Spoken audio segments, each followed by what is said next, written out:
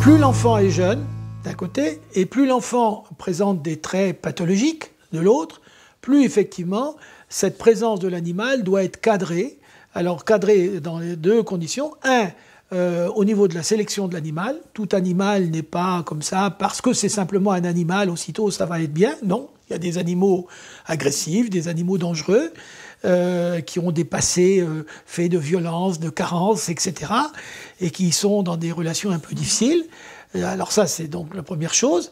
Et la deuxième chose, effectivement, en fonction de l'enfant lui-même, il doit souvent y avoir la présence d'un adulte, en particulier quand il s'agit d'enfants déficients mentaux, autistes, impulsifs, violents, ayant des troubles graves du comportement.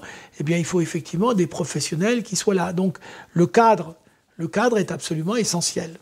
Il y a des précautions à prendre, important, et je crois qu'on arrive là juste à une période, en ce moment, là, dans les années 2018-2020, à une professionnalisation de cette méthode qui devient de plus en plus pratiquée, de plus en plus utilisée. C'est une excellente chose, mais comme toujours, plus une méthode va être utilisée, plus elle risque soit d'être mal utilisée, soit de rencontrer ses limites d'une certaine manière.